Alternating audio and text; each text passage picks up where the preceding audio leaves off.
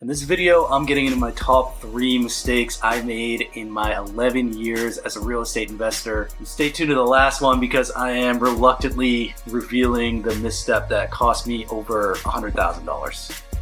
And I want to put this out there because if I had this knowledge when I was building my portfolio, I would have created so much more value. And I want to pass this along to anyone currently investing or thinking about getting started so you can focus on those items that are really going to generate wealth and create value for you. This video isn't all encompassing, it's just anecdotal based on my mistakes, but they're definitely pretty common and not talked about nearly enough.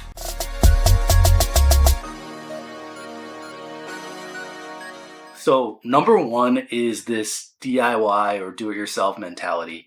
Now, it's so tempting starting out to get your hands dirty with renovation projects to save money and add value. And I fell into that same trap my first few years where I was teaching myself how to do all these projects I've never done before, like installing cabinets, butcher block counters, laminate flooring, like whatever needed to be done. And I was first trying myself and then calling a pro if it didn't work to bail me out. And when I look back on how much time I spent educating myself, doing the actual work, fixing my mistakes, like it would have been so much cheaper and less stressful just to have a professional do the work in the first place. And I gotta say that what drew me to real estate was that as an investor, you could get in there, get your hands dirty, and increase the value through renovation projects. Well, like if you buy stocks or something, you really have no control over the value. And I can't say that you shouldn't DIY anything, but the general rule I follow now is that if I can't do a project as good or as efficiently as a contractor, I just won't attempt it.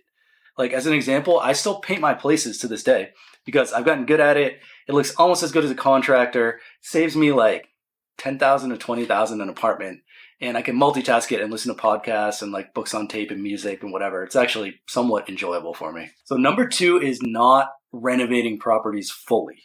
And this is a huge value creator because after you do the work, you'll be able to get the maximum appraisal value for a cash out refinance.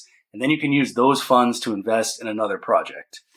And what I was doing when I first started was these like minor cosmetic projects just to get the place rented and cash coming in, and then working with the tenants to do piecemeal renovation projects around the house, like get a bathroom done one year, like do a kitchen the next year, do some flooring, things like that. Now, what I should have done is a full-blown renovation before the property was ever rented, lease up the units at market rate, and then pull a refinance. And this would have given me the maximum value on the refi, and then I wouldn't inconvenience the tenants with projects along the way. It would have avoided a ton of headaches, and I would have had much more capital to reinvest in other properties. I probably would have twice as many units as I do now if I just figured this out earlier. Now, my last and most painful mistake, the one that cost me over $100,000, is not vetting, supervising, and paying contractors correctly.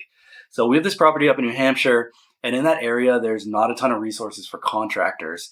And the one I liked and trusted would only accept payments for hourly work and not a fixed price. So this project was pretty standard, so I went along with that payment structure, but by the time we maxed out our budget, the project was only about halfway complete. So I ended up firing the original contractor, paying for my guys from Boston to travel all the way up there to complete it, 2 hours, and then paying for their housing. And then by the time it was finished, a project that should have cost less than $100,000 was actually over $200,000.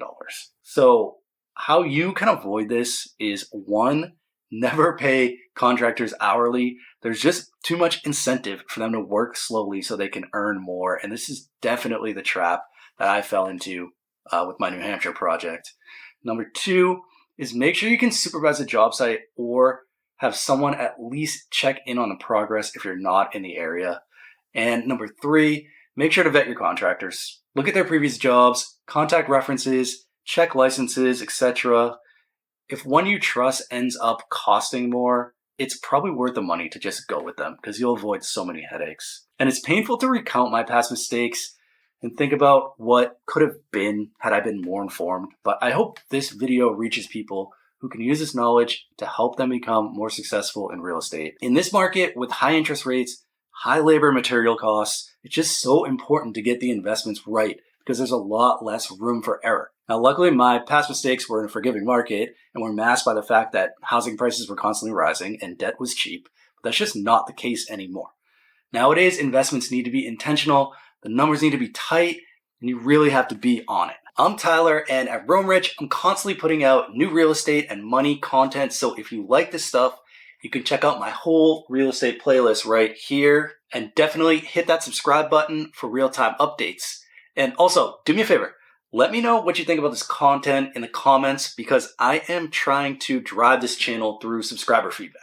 Like, I'm really just trying to give the people what they want. So I hope you had a great day, and hopefully I'll see you at my next video.